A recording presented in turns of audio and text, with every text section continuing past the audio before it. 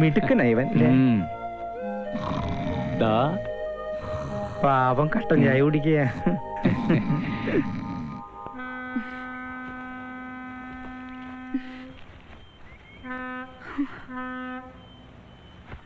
Hello. നല്ല ആളാ. 1/2 മണിക്കൂർ കഴിഞ്ഞു കാത്തിരിപ്പ് തുടങ്ങിയിട്ട്. ഇന്നും വരില്ലെന്നാ കരുതിയത്. മനഃപൂർവ്വം അല്ലല്ലോ. ഓഫീസിലെ തിരക്ക് മുഴുവൻ കഴിഞ്ഞ് വീട്ടിൽ ചെന്ന് അപ്പനുമായിട്ടുള്ള ഗുസ്തി കഴിയുമ്പത്തിന് നേരെ ഒരുപാടാവും. പിന്നെ ഉണ്ണിക്കുട്ടനുള്ളതാണ് ഏക ആശ്വാസം. കുഞ്ഞുങ്ങളെ വളർത്തുന്നതിന്റെ ബുദ്ധിമുട്ട് ഇപ്പൊ മനസ്സിലായി. അതിനിത് കുഞ്ഞല്ലല്ലോ, അപ്പനല്ലേ. ഈ അപ്പന്മാരെ വളർത്തി വലുതാക്കാനുള്ള ഒരു ബുദ്ധിമുട്ടേ. ഡാഡി വന്നിട്ടുണ്ട്. ആര്? ടൈഗറോ? എവിടെ?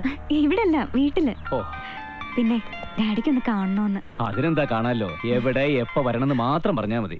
എന്താ വാസുട്ടാ? എപ്പോ? ഞാൻ വന്നു. എന്താ? അല്ല, അപ്പൻ